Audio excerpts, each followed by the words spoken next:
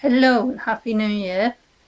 I'm doing this a little New Year's video a little bit early because on New Year tomorrow I will be at a party, so I won't be able to do the video. But yeah, I thought I'd do this quick video to sort of talk about 2017 and how that's gone and that, and maybe talk a bit about hopes for 2018.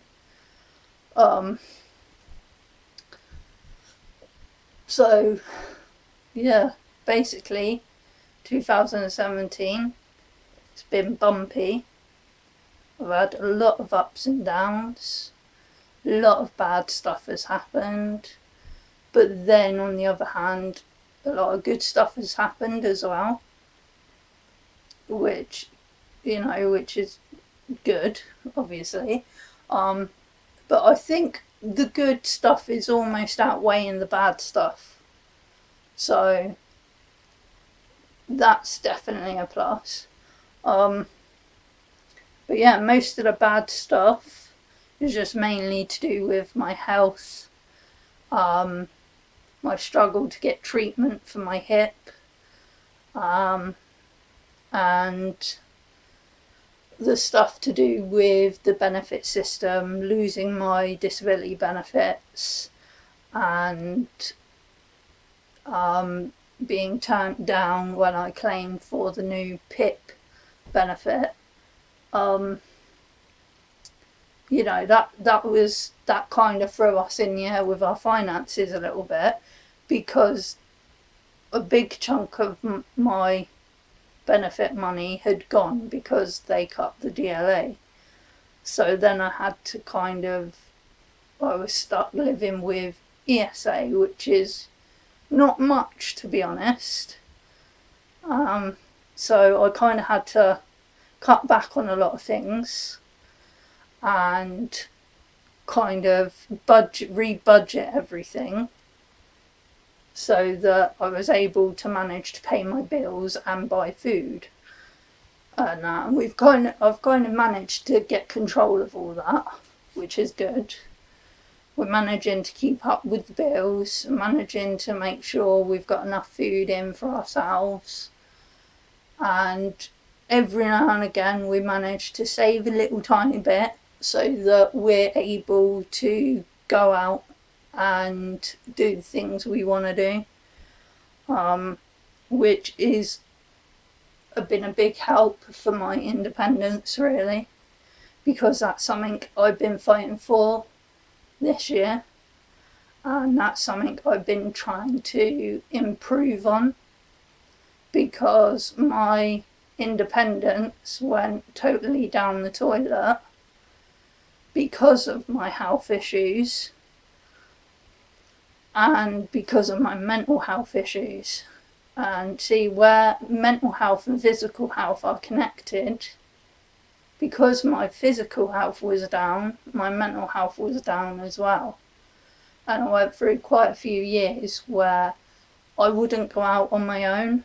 I always had to have my partner with me. I wouldn't go out to new places.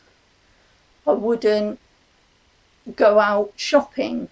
I did everything online, the food shopping and everything, because partly I wasn't feeling physically able to go out, and most of the time I wasn't feeling mentally able to go out, because I was scared that if I went out and did some kind of activity like shopping or whatever, that would bring on the physical symptoms, and then that would have me stuck in bed for the next week in pain and everything. So it was kind of anxiety over that, so then I was just kind of like, no, I'm not going to go out, I'm just going to stay in. And friends and everything invited me out, and I was just kind of like, oh, I wanted to go out with them, I wanted to go to their house, I want to have fun with them, but I was just like mentally and physically feeling like I couldn't. So, then I thought I'll just invite my friends over here. And my friends would come over, but a lot of the time they didn't have much money themselves, or, so they couldn't really come over all the time, and they live like in different towns, so if they were to come over mine for the day, they'd have to stay overnight and everything. So it was kind of awkward for them, which I totally understand.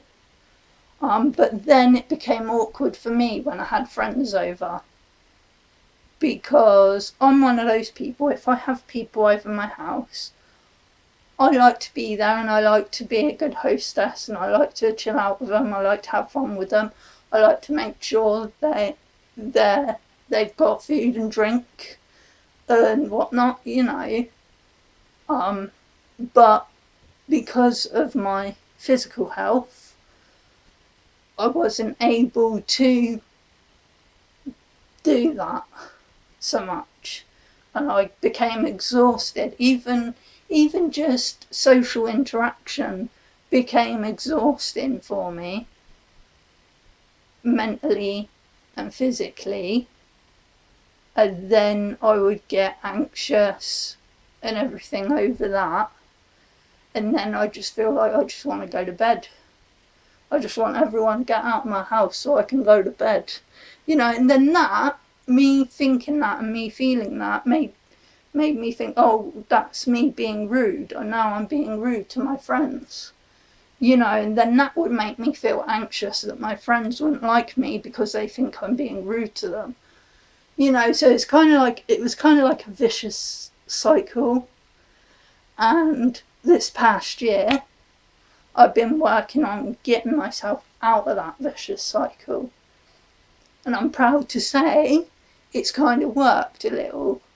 There's some areas which I perhaps need to do a lot more work on, but I've kind of managed to kind of get a handle on the pain management. It's not perfect, but I've learnt to kind of work around the pain and the fatigue and whatnot, and I plan my life around that now. So if I've got, like in 1 week, if I've got a couple of different events going on, like say I have a hospital appointment on the Monday, then I have a friend inviting me over another day, and then I have to go out shopping on this day, I will prioritise what event is most important, and to me that would be the hospital appointments. So if I know, right, I've got to go to a hospital appointment, after that appointment I'm going to be in pain and I'm going to be completely knackered for 3 or 4 days, I will make sure the 3 or 4 days after the hospital appointment I keep clear, so that I can recover from that. If I have appointments with friends, to meet up with friends during that time, I've learnt to kind of rearrange my friends and I think they kind of understand and whatnot, because some of them have mental health issues and disabilities themselves, so I think they can kind of understand. So we just kind of muddle through and figure it out, which is good. But another good thing is I'm getting a handle on my anxiety, and I've been trying to do this thing where I don't let it take control. If I'm going out and my anxiety voice says to me, don't go out, if you go out it's all going to go wrong, everyone's going to hate you, your illness is going to act up, you're going to be in a lot of pain, then you're going to pass out in front of everyone and everyone's going to think you're a weirdo, I just kind of go, no, go away anxiety, I'm not listening to you today, and I'll go out anyway, even though I have that voice in the back of my head the whole time. Then once I've been out, I've enjoyed myself, come home, I look at myself in the mirror and go, well, that wasn't so bad. You know, I beat the anxiety today. I went out, nothing went wrong. I come home. Yes, I'm knackered the next day, but I don't have anything to do the next day. So I can put my feet up and watch Netflix all day to recover. You know, so that's really good. And I'm quite proud of myself. And I think it's the poetry stuff that I've been doing and these open mic poetry events and things. I think it's that's helped give me a boost and everything with my anxiety. Because getting up in front of a room full of strangers to read poetry that I've written is like one of the scariest things I think I could ever do. Because me myself, I don't think my poetry's all that good. Most of the time it's probably just random nonsense that nobody understands, you know, but it's the act of getting up there and reading it. It doesn't matter what I'm reading, but getting up there and reading it aloud in front of all these people, in front of a microphone, you know, I don't care whether people liked my poetry or not. They can hate it for all I care. But at least I've got up there and I've battled my demons there. And I'm quite proud of myself for doing that. So that's one good thing that has happened in 2017. Another good thing is I finally got my wet room, shower, bathroom sorted. That's all up and running now and it looks awesome. And it's wheelchair accessible and it has a little seat so that I can sit down in the shower so that I don't slip and fall, because standing up for too long my legs get tired and achy and become like jelly. But it's almost as if they become heavy jelly, like jelly that's made of lead or something, you know, and they just give out and I fall over. So, and also I'm very clumsy, so, you know, so that's all really good. I'm happy with the shower and everything. We had a little bit of a hiccup with the pump. This is the day after they finished the shower. I went in there and I used it, and the pump, the drainage pump that pumps the water out from the shower area after you've had the shower, so your floor doesn't flood, that pump packed up. It stopped working the day after they finished the bathroom, and I was like, oh my god, you know, panic. But we found out what was wrong with it, and they'd just forgotten to take some sort of dust sticker off of the inside of the drain. So when the pump was trying to pump the water through, it was just sucking on the sticker, you know, so it kind of made the pump blow up. So they just come in and fixed the pump and took that sticker off, and away we go, and it's all working now fine. And it's really good. I'm really happy with it, and it has actually made life a lot easier. Getting clean and ready every day is a lot quicker, because before I couldn't take a bath every day because it was just too knackering and frankly too dangerous, because one, there was a slipping and falling aspect, and every time pushing myself up and down out of the bath I'd dislocate my wrists, my shoulders, my collarbones even, my ribs, you know, and I had pain, so I could only have a bath probably once a week, you know, which wasn't really good. I'm one of those people that likes to stay clean, so it was really annoying the fact that I couldn't at that point stay clean. Now I can just jump in the shower quick, you know, in the evening, jump in the shower before I go to bed, you know, because yes, the shower knackers me out. That's why I've learnt now to take them in the evening, because then I'm knackered out and I sleep better.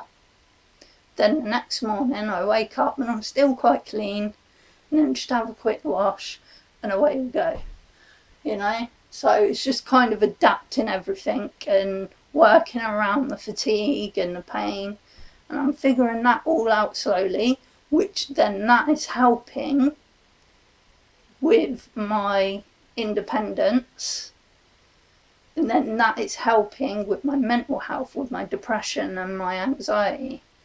So it's amazing what a new bathroom can do. But yeah, so 2017, sorry, getting confused now with the year. Usually I still think we're in like 2015. I'm skipping forward now. But yeah, 2017, it's been difficult.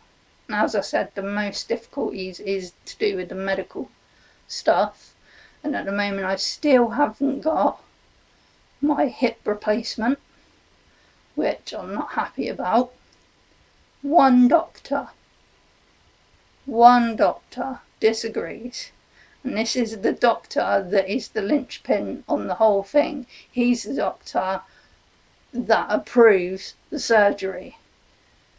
Every other doctor I've seen, every other doctor that's looked at my x-rays, my MRI or audiogram scans and all that sort of thing, and the blood tests they've taken and everything, they all say, yeah, osteoarthritis. And they say we can see it in the x-ray. It's osteoarthritis coupled with, I can't remember the name of it, but it's something that I have because of the Marfan syndrome.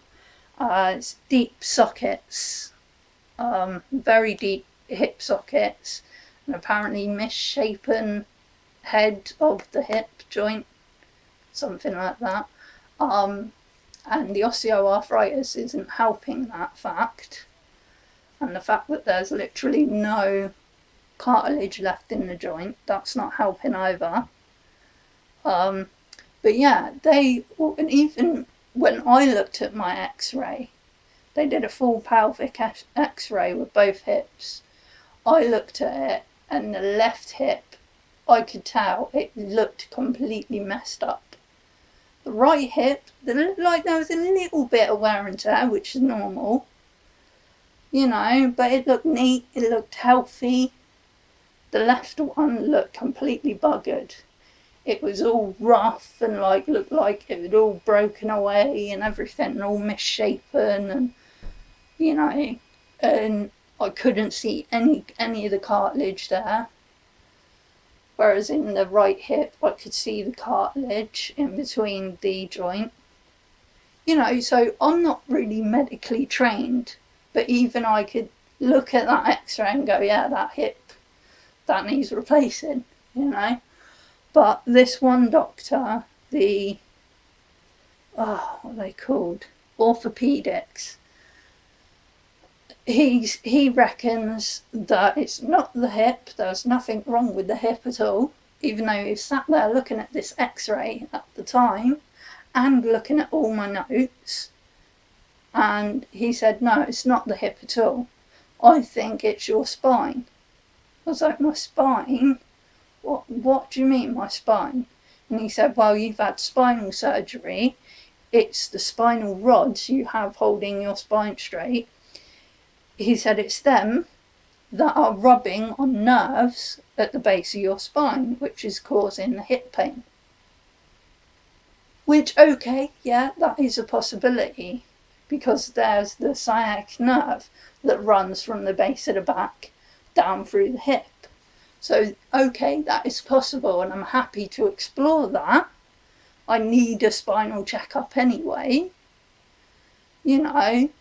but there is clearly a problem with the hip joint, So why can't it be both? Why can't it be the hip joint and the spine rubbing on nerves? Fix both of them at the same time, But no, he has to hold off on giving me hip surgery because he thinks it's the spine. And now I've got to go 2018, I've got to go have loads of MRIs, X-rays and tests done on my spine.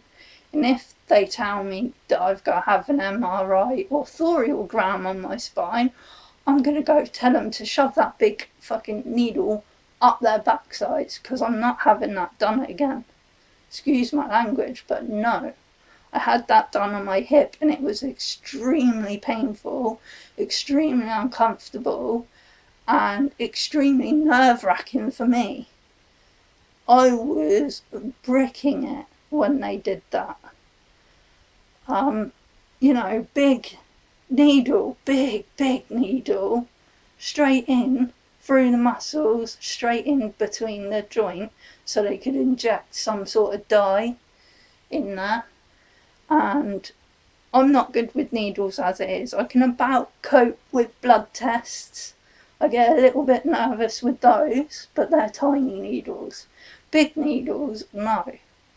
And I was having a panic attack, an anxiety attack, whilst they were doing this. And of course, whilst you're having a panic attack or an anxiety attack, your whole body tenses, your muscles tense.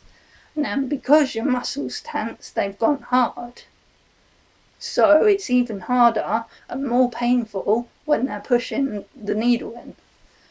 And they didn't bother calming me down, they just got on with it. And my blood pressure was through the roof and my heart rate was going nuts. And I was thinking, at the time, oh my God, I'm going to die, oh my God, I'm going to die, whilst they're messing with this big needle. And I could feel it in the hip joint moving around. Because they didn't just straight in, inject and out, pushed it straight in, and they had to get it in the right position, so they were moving it around, and oh my God, it was horrible.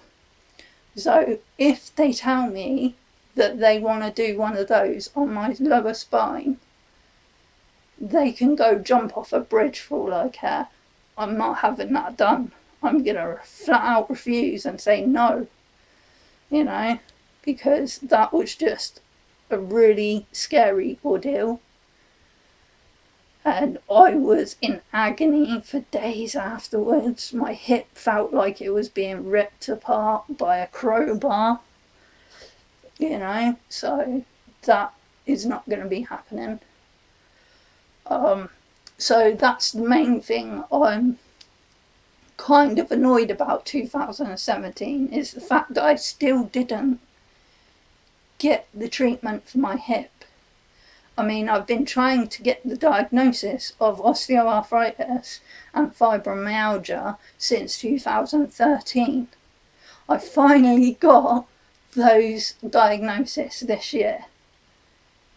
And now this bone doctor has turned around and said, well, it's not your hip, it's your back. And, we need to do tests to find out what's going on there. And I said, well, if you find out that it is the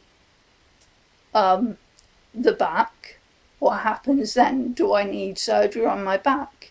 And he just kind of went, well, I don't know. We have to get a diagnosis first. And I thought, well, I've got a fucking diagnosis. I've been given 2 diagnoses this year. Osteoarthritis and fibromyalgia. And I also have an extra diagnosis from birth, Marfan syndrome. Marfan syndrome causes problems with the joints naturally all the time. I'm hypermobile. And my joints dislocate quite a lot, quite easily. So,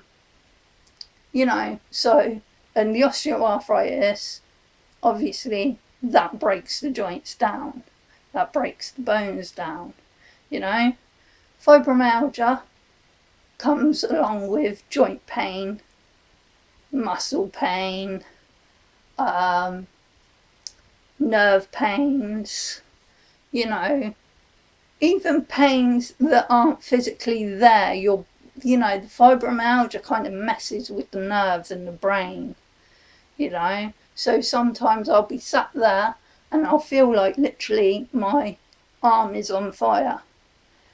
Like literally someone's poured gasoline on it and lit a match on it, And it is so painful, but yet there's nothing actually wrong with my hand. And what that is my brain telling my nerves that my jumper rubbing on my skin is fire burning me, So, of course, my nerves are going to be doing strange things, So maybe these pains I'm getting are just how my body and my brain that's how it's interpreting the osteoarthritis in my hip, if that makes sense. But yeah, but he seems like a very snooty doctor. I don't usually badmouth doctors. GPs, I'll badmouth them because most GPs I've met are idiots. There's a select few that I've met that are really good. But most GPs I've met, complete idiots. Not afraid to say that, but sorry, GPs, you are.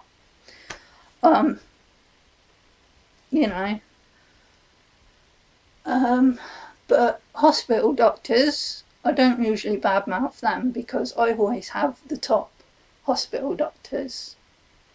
I think since 2013, there's only 2 hospital doctors that I've badmouthed. That was a heart surgeon who wanted to do heart surgery on me but didn't have a clue what the feck he was doing. And I found out that if he had gone through with his plan, I would have died on the operating table. So that guy, complete idiot. And this bone doctor. I mean, yeah, he might be right. It might be the spine as well. But there's definitely, clearly something going on with the hip. My rheumatologist, she's sent me to this guy twice now to get him to do the surgery. And twice now, he's turned me down and said no and sent me off for more tests. And I've gone back to my rheumatologist and she's gone, well, it's the hip. It's osteoarthritis in the hip. You need a hip replacement. I was like, you tell him that then, He's a complete idiot. But he seems like one of these snooty doctors who thinks because he's got medical degrees and all this bollocks that he knows better than everyone else.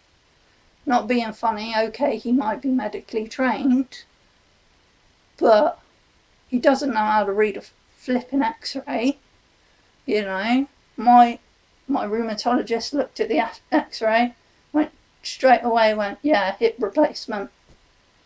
He looked at it and went, no, it's not the hip. What? Even my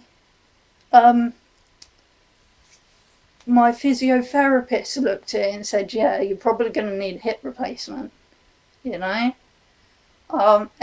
Every doctor I've seen about my hip have said, yeah, you need a hip replacement. It's just him. He's, no, you don't need a hip replacement. And I think it's because the first time I went in to see him, now obviously I know about my conditions. I know about Marfan syndrome. I was born with it. My father had it. My grandmother had it. And I've looked into it quite a lot, and I've studied it quite a lot. I've studied the medical procedures, and everything. I've studied the different heart operations, because I knew that one day I would need a heart operation. So I wanted to know what one was the best, what one had the best success rate, what one would work better for me and my type of dilation and my, what one would be best for me, and so I know my condition in and out. When I got osteoarthritis, I knew a little about it because that runs in my family too. But once I got the diagnosis for that, I read up on that like mad. I knew before that I had it because I knew the signs and the symptoms, and I thought it would be that and or fibromyalgia. So, once I got the diagnosis, I read up on it so that I could find out what are the best procedures, so that when it came time for having like hip replacements or whatever, I'd know exactly what I was going into. So when I went in to see this doctor, I kind of knew what needed to be done, and I wasn't rude to him. I was polite because I like to try and have an open dialogue with my doctors. I like to let them know, yeah, I know the lingo, I know what's going on, and most of my doctors are fine with it. They're actually relieved that I actually know a bit about it and that they don't have to dumb it down for me. I have a really good open dialogue with my rheumatologist. She's brilliant. I have quite a good open dialogue with my heart doctors, but I tried that approach with this bone doctor, and I don't think he liked it that much. I don't think he's used to that, and I think that's probably he got snooty because he thought I knew better than him.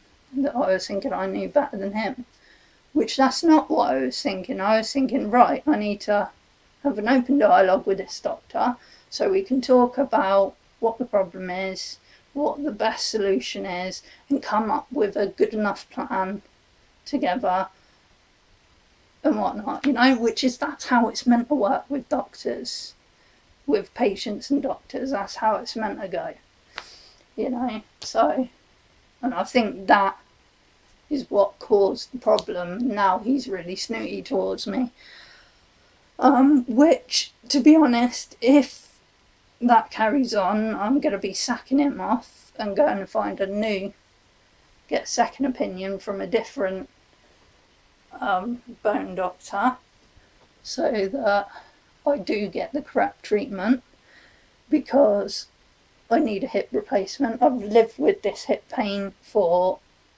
since 2013. I think it was probably the heart op that triggered all of the other health issues. So I think I did have a little hip pain before that, but it wasn't that bad, and I just thought, oh yeah, it's just random pains, Marfan syndrome, random joint pains, and I just got on with it. But then after the heart surgery, I think all the laying in bed and whatnot, laying in the same position, I wasn't able to get up and move around, which is very bad for a Marfan patient, laying in the same position for too long. We need to be moving around. We need to change position, because otherwise our joints will rebel and cause us a lot of problems. So I think that's what kind of triggered it, and it's just kind of got worse and worse over the years. So But yeah, that is the main problem of 2017. That is the one problem I was hoping to solve this year, but haven't. So, get another whack at it next year. As well as the PIP, I'm going to have another whack at that in 2018. Hopefully that'll go better than the first try. But yeah, so I'm kind of looking forward to 2018, because I'm looking forward to working on my independence a bit more, working on my social anxiety issues a bit more, you know, working on my mental health, and carrying on working on poetry and stuff. I'm not looking forward to all the hospital appointments that I've got. Well, a few of them, actually, I am. I'm looking forward to the heart appointment, the heart checkup. That's going to be interesting. I always find them interesting. It's all them machines they use, these ECGs and stuff like that. These ultrasound things, and I can watch them on the screen, and I can see what my heart valves are doing and everything. It's all really, really, really interesting stuff. That one I'm looking forward to. I'm just not looking forward to the bone doctor ones, really. So yeah, I'm hoping to make things a lot better in 2018. Hopefully I won't let all this stuff get to me, and I will be able to prevail and do a lot better. So yeah, basically half proud this year and half disappointed. But I'm trying not to let the disappointment get to me. But yeah, my message to everyone going through the same sort of issues I am, with doctors and health issues, mental health, don't let it get you down. Just keep going. Eventually you'll get there. I know sometimes it is really, really annoying and really disheartening to keep going to doctors, the people who are supposed to help you, and all they seem to do is cause you more problems. And I know that is disheartening, but keep at it, keep bugging them, because otherwise you're not going to get the treatment you need. Mental health wise, I think I've said it in a few other videos, but to keep your independence and ways of doing that, go out and get hobbies. You know, if your physical health has stopped you doing hobbies that you used to do, like for instance me, I used to do a lot of hiking and a lot of cycling, and I used to really enjoy it. I used to enjoy walking in the countryside, going off with my camera in the countryside, taking photos, you know, going for bike rides and stuff. I used to really enjoy that. And then my physical health stopped all that. I don't go on long hikes anymore. Occasionally, when I'm feeling up to it, I'll go for a 5-10 minute ride around the block or along the shore on my bike. But it's not like a fast-paced ride, it's more like a slow wobble along the pavement. But, you know, I'm still managing it, and that's something I don't want to give up, because it is good cardio, and that's one of the main issues I have at the moment, anxiety-wise, is my heart. So I'm doing everything in my power to keep that beating. But yeah, if your physical health has stopped you doing stuff like that, stopped you doing your hobbies, go out and try something new. You know, try, like with me, I've had a go at poetry, you know. And you don't have to get up on stage and read it in front of everyone like I'm doing. You can just keep it to yourself, you know, if you want to. Try and take up a new instrument, learn guitar or piano or something like that, you know, something that will fill up some of your time that you have sat there wallowing. Instead of sitting there wallowing, go and learn something new, you know, play the guitar. And then once you're learning that, once you've learnt some of that, you can look back and go, hang on a minute, look how well I'm doing with this. And that will take your mind off of the things you're depressed about. That'll take your mind off of the anxiety a little. You know, it has done with me. And that, you know, because when I get anxious about doing something simple, like an interaction with a bus driver or a taxi driver or a shop assistant, you know, I think to myself, don't get anxious about that.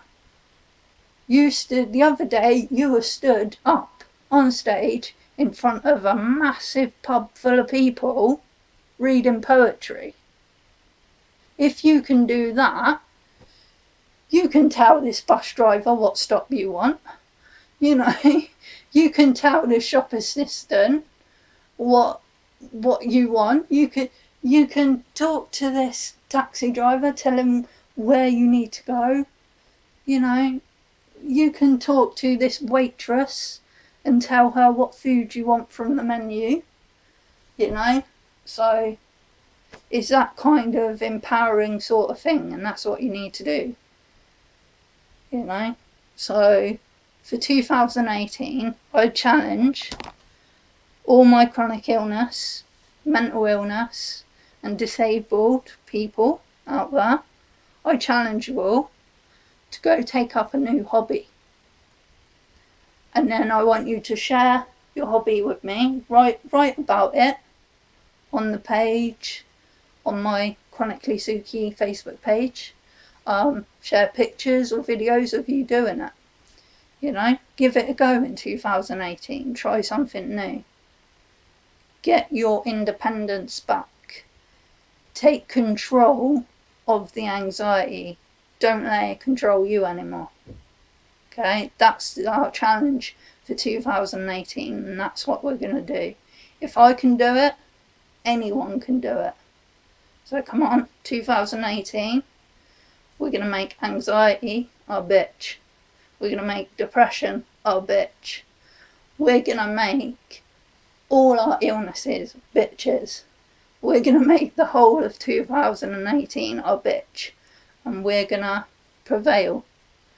So I'm looking forward to hearing about some of your new hobbies and that. So we can do this. But yeah, I've gabbed on about myself now for like gone 40 minutes. So yeah, I'm going to try and wrap this video up quickly. But yeah, that's my New Year's video. So yeah, hopefully next year's going to be better. So, Happy New Year to everyone. I hope everyone had a good Christmas. And for those who don't celebrate Christmas, I hope you had a happy holidays or happy Hanukkah or whatever with your families and friends and whatnot. So yeah, Happy New Year. See you all later. Bye bye.